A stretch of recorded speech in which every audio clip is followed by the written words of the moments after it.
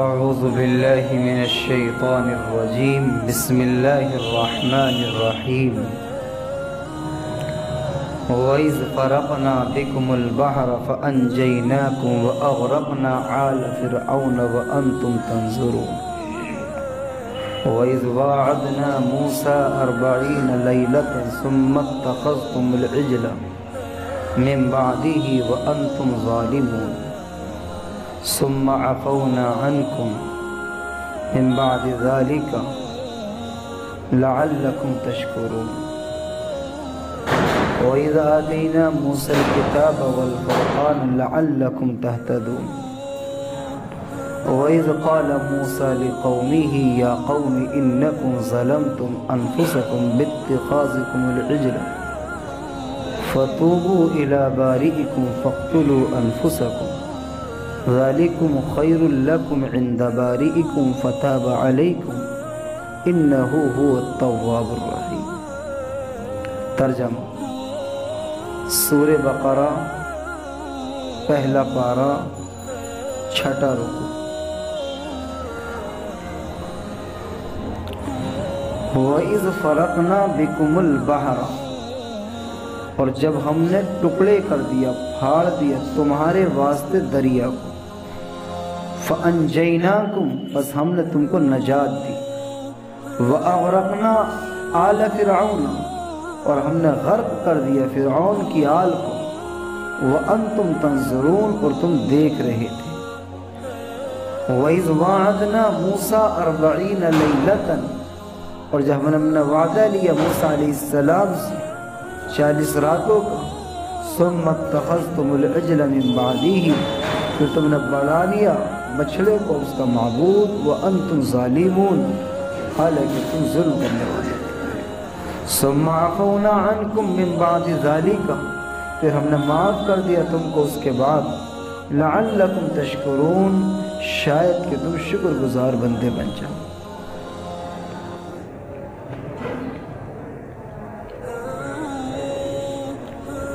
اللہ تبارک و تعالی نے قرآن مقدس کی ان آیت پاک کے اندر جو تلاوت کی گئی ہیں اپنے بندوں کو بہت اہم باتوں کا پیغام دیا۔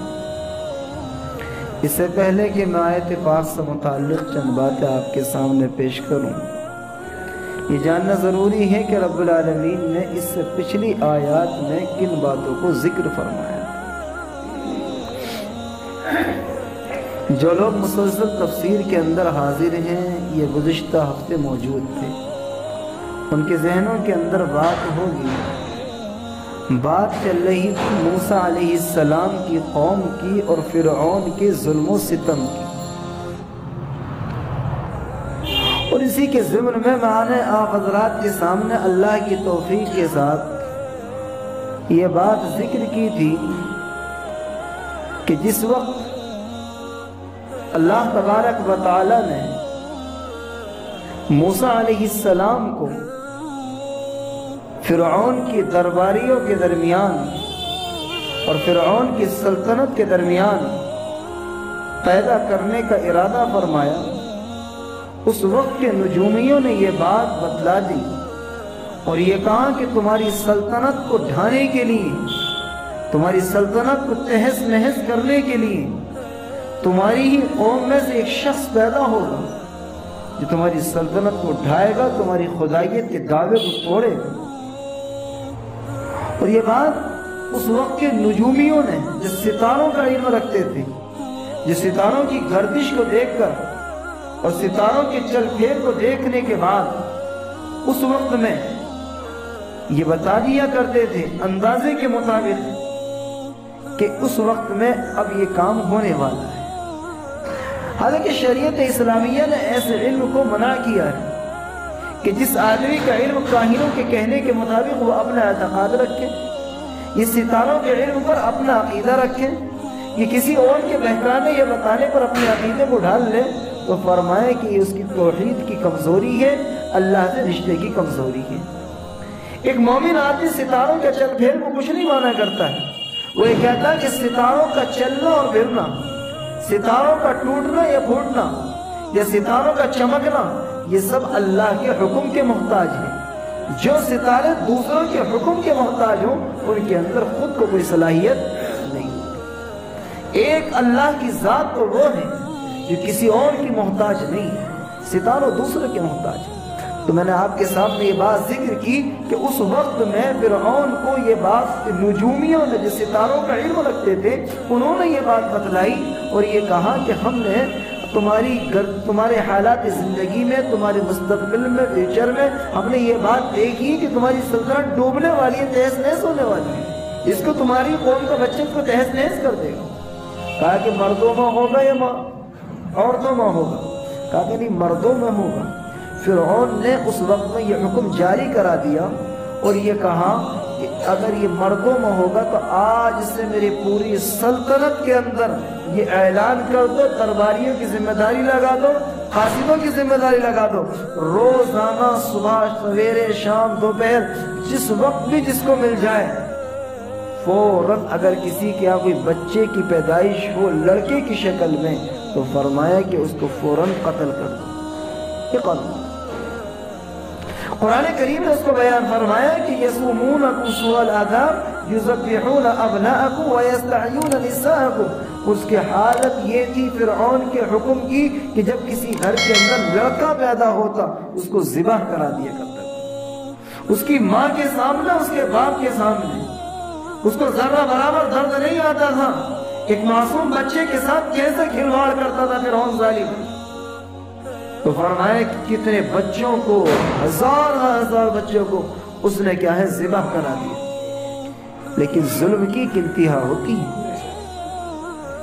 ظلم بڑھتا ہے لیکن جب بڑھتے بڑھتے بڑھ جاتا ہے تو پھر ایک دن وہ آتا ہے کہ ظلم مٹ جاتا ہے۔ ظلم کے پیر نہیں ہوتے ہیں، ظلم تو ایک دھوئیں کے مانند ہے کہ نکلا اور نکلنے کے بعد پھر ہواؤں میں غائب ہو گیا، پتہ بھی نہیں چلا کہ کہاں سے اٹھا تھا اور کیا ہو گیا۔ قرآن کریم اس کو بیان فرماتا، رب العالمین نے بیان فرمایا یذبحون ابناءکم ویستحیون نساءکم۔ فرعون ظالم کا عالم یہ تھا کہ وہ تمہارے بچوں کو ذبح کرا دیا کرتا تھا اور تمہاری لڑکیوں کو زندہ رکھا کرتا تھا۔ اس کے بعد اللہ تبارک و تعالی نے اپنے حکم سے بنی اسرائیل کو نجات دینے کا ارادہ فرمایا۔ ایک لمبا قصہ ہے کہ فرعون کی سلطنت کے اندر موسیٰ علیہ السلام کی ولادت ہوئی اور پھر ان کے ماں کے دماغ کے اندر یہ بات آئی کہ ان کو جو ہے تو دریا کے اندر چھوڑ دیا جائے۔ وہ صندوق وہاں پکڑا گیا، پھر ان کی پرورش پائی گئی۔ میں بہت لمبے چوڑے قصے کو مختصر انداز میں کیا بیان کرنا چاہتا ہوں۔ قرآن کریم نے اس کو بیان فرمایا یہاں پر وَإِذْ فَرَقْنَا بِكُمُ الْبَحْرَ فَأَنْجَيْنَاكُمْ۔ جب اس ظلم کو سہتے سہتے ایک زمانہ گزر گیا، یہ ظلم چل رہا تھا، تمہارے بچوں کو ذبح کیا جا رہا تھا اور ظلم سہتے سہتے ایک زمانہ گزر گیا تو فرمایا کہ ہم نے ایک اپنا ارادہ فرمایا اور اپنے حکم سے تکوینی نظام کے تحت، یعنی کائنات کا جو نظام ہے اللہ تبارک و تعالیٰ دو نظام رکھے، ایک تشریعی نظام ہے، ایک تکوینی نظام ہے۔ ایک کائنات کا نظام ہوتا ہے جس کو ستاروں کا، چاند کا، سورج کا اور زمین کی ہواؤں کا، زمین کے غلہ دینے کا ایک کائناتی نظام کہلاتا ہے۔ کب کیا ہونا، کیسا ہونا، اس سب اللہ کے علم کے اندر ہے۔ فرمایا کہ اس نظام کے تحت ہم نے یہاں پر کیا ہے آپ کو نجات دے دی۔ کس طرح سے نجات دی کہ ایک بچے کو پرورش پالا، اسی کے گھر میں پلوایا، پھر اسی کو نبوت دی اور اس نے کیا ہے اس کی طاقت کو اور اس کی بادشاہت کو اور اس کی خدائیت کو للکار کر کے کہا کہ تو جھوٹا ہمارا رب نہیں ہو سکتا ہے۔ بڑی سزائیں دی گئی، بہت ستایا گیا۔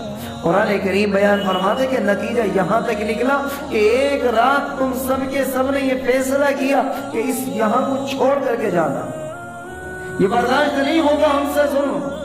فرعون کیا ظلم جو ہے تو برداشت نہیں ہوگا۔ موسیٰ علیہ السلام کے اشارے پر فرمایا کہ وَإِذْ فَرَقْنَا بِكُمُ الْبَحْرَ فَأَنْجَيْنَاكُمْ۔ جب تم نے دوڑ لگائی شہر کو چھوڑنے کے لیے تو فرمایا کہ راستے میں تم ایک دریا پڑا اور دریا کا نتیجہ یہ تھا کہ تم وہاں پر ڈرتے تھے کہ کہیں ایسا نہ ہو کہ ہم ڈوب جائیں۔ اللہ فرماتے کہ طاقت تو ہماری ہے نا، دریاؤں کو چلانا، سمندروں کو اٹھانا، دریاؤں کو بہانا، پانی کا چلانا، پانی کا روک دینا، پانی کا میٹھا کر دینا، پانی کا نمکا کر دینا، دو رنگوں کے پانی کو ایک ساتھ میں ملنے نہ دینا، یہ سارا حکم ہمارا چلتا ہے، کسی کا نہیں چلتا ہے۔ ایک قطرہ اپنی جگہ سے نہیں ہل سکتا ہے۔ قرآن کریم نے بیان فرمایا کہ وَإِذْ فَرَقْنَا بِكُمُ الْبَحْرَ، جب ہم نے کیا ہے پھاڑ دیا تمہارے واسطے دریا کو، فَأَنْجَيْنَاكُمْ، پھر ہم نے تم کو نجات دے دی۔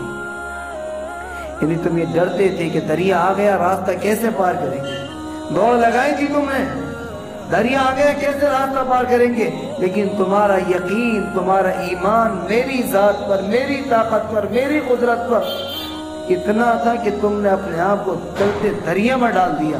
اللہ فرماتا ہے کہ فَأَنْجَيْنَاكُمْ، ہم نے تم کو اسی دریا میں نجات دے دی۔ تصور بھی نہیں کر سکتے تھے، تصور بھی نہیں کر سکتے تھے کہ چلتے پانی میں، اور ایسے پانی میں جو بہت لمبی مسافت کے ساتھ غیر پورے بہاؤ کے ساتھ ہو، اللہ نے اسی پانی میں راستہ پیدا فرمایا کہ پھر اور مزید کرشمہ خدا یہ ہے وَأَغْرَقْنَا آلَ فِرْعَوْنَ، جس راستے پر تم گزر کر گئے تھے، جس راستے پر تم نے دریا کو پار کیا تھا اور اپنی نجات حاصل کی تھی، وَأَغْرَقْنَا آلَ فِرْعَوْنَ، ہم نے فرعون کو غرق کر دیا، وَأَنْتُمْ تَنْظُرُونَ، حالانکہ تم دیکھ رہے تھے۔ یعنی یہ سارا منظر تم نے اپنی آنکھوں سے دیکھا، قدرت کے مشاہدے، قدرت کا کرشمہ، اللہ کی طاقت، اللہ کی قدرت، اللہ تبارک و تعالیٰ کے فیصلے کو تم نے اپنی آنکھوں سے دیکھا، اور تمہارا ایمان بہت مضبوط ہو گیا، لیکن تم نے حرکت کیا کی؟ تم نے اللہ کی طاقت کو، اس کی قدرت کو، اور اس کے حکم کو، اور اس کے وعدے کو، اس کے فیصلے کو تم نے اپنی آنکھوں سے دیکھنے کے بعد پھر تم نے حرکت کیا کی؟ فرمائے کہ وَإِذْ وَعَدْنَا مُوسَىٰ 40 لَيْلَةً، جبکہ ہم نے وعدہ لیا موسیٰ علیہ السلام سے 40 راتوں کا، ثُمَّ اتَّخَذْتُمُ الْعِجْلَ مِن بَعْدِهِ، پھر تم نے بنا لیا بچڑے کو اس کے بعد اپنا معبود۔ معاملہ کیا تھا؟